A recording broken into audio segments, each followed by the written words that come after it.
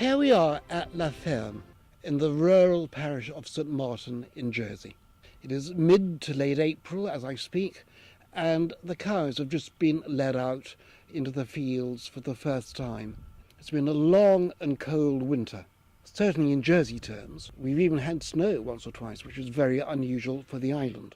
Then the last couple of days there's been a complete change in the weather, and as you can see I'm sitting comfortably outside just wearing a short-sleeved shirt, and the temperature is now 24 degrees, which is very nice for us and very nice for the cows as well. Letting the cows out for the spring is about as traditional as you can get in Northern Europe. And La Ferme, which is French for the farm, is a traditional Jersey farm building owned by the Perchard family. The late Anne Perchard was world famous in the world of Jersey cattle. She was also the president of the World Jersey Cattle Bureau. Her farm is now owned by her son, Robert, in partnership with his son, Tom. Robert is the president of the Royal Jersey Agricultural and Horticultural Society, which administers the breed in Jersey. As he's got a successor in Tom coming along, he is unusual for many farmers who, as they approach middle age, realise there's no one to take on the business for him. So all being well, there'll be Perchards here at La Ferme for many years to come. But is there a future for the dairy industry in Jersey? Recent news shows that 4 dairy farmers are giving up. What does that mean for the stability of the industry in the future? So who better to answer that question than Robert Perchard? As a child, I remember some tiny herds with cows seemed to be visible everywhere in the island. And in winter especially, they wore sacking round themselves, and some were still tethered out in the fields in the historic way. All that has gone now, hasn't it? Certainly the tethering has gone. Farmers are not allowed to do that, and besides it's too inefficient. The number of herds is drastically reduced, but that's a worldwide issue. I mean, for example, in 1950, after World War II, the first agricultural census showed 1,000 herds with 5 cows on average in each, and now we're around the 20 herd mark. So it's been a decline ever since. And I happened to return to Jersey after spending many years away in the early 1990s. There were still many more dairy farmers then than there are now. Certainly, yes. I think in 1983, when farmers were obliged to change from putting their milk in churns and going for bulk tanks, there were 180 herds. And in that year, I think resistance to having to invest in bulk tanks, 1/3 of the producers left the industry. So the 120 after that. And in 2003, there were 47 herds. Yes.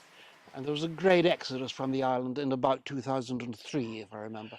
There were 2 managed exits, reductions, yes, because partly because the island had grown its production to meet a demand it created for mini pots. And then when they lost that business, there was massive oversupply. So there was a managed exit. The year 2000 was the first one, and 2007 was a second managed exit. Since then, there have been retirements, of course, and a lot of these herds have been absorbed into other breeders' herds. So how many dairy farmers are there now? I think it's just under 20 now, all of which supply the Jersey Milk Marketing Board, bar one who's an independent. Yeah. But there are 4 who've announced that they will be retiring. This exit has been known about by Jersey Dairy, and it's these are people who are retiring, and so they've given good notice. And in fact, the potential of the cattle now is to produce more milk is so high that there's no real concerns at the moment about the production side of things. The industry will ably make up the production from other herds who will acquire the quota. Yeah. How many cows do you own personally? About 260 milking cows plus young stock. And has that increased over the years? It's kept roughly level for a number of years, but as I said before, the importation of international genetics from 2008 has meant that the cattle are more productive, and so our production has gone up as a herd. Yes. But this has been matched, fortunately, by extra market sales and quota. So in that way, we haven't needed to expand numbers. Yeah. So really, the number of cows in the island has not decreased as much as the number of dairy farmers, just that herds are getting larger. Absolutely, yes. It's a structural change which is happening everywhere. Yes. And, you know, we think that perhaps herds are big on the island now, but in countries like New Zealand, the average can be 250 cows per, you know, easily, plus average, much larger than elsewhere. So, looking ahead, how do you see the future of dairy farming in Jersey now? That's an interesting one.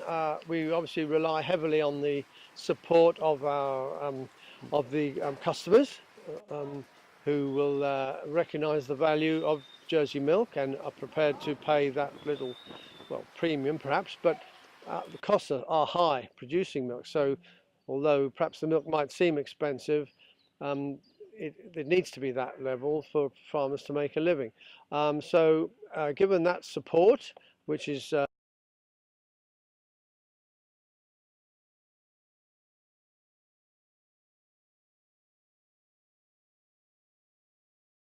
much appreciated, and also the government supporting the industry in the sense that it does. One would hope that there is a reasonably assured future for those that stay in. What about Brexit? Does that have any particular relevance to the dairy industry? The negotiations are happening at the moment, and the one possible cloud on the horizon would be if milk imports were to flood into Jersey, for example, a cheaper option. But that's probably unlikely. And given the support I mentioned, it shouldn't happen. Great. Thank you very much. Okay.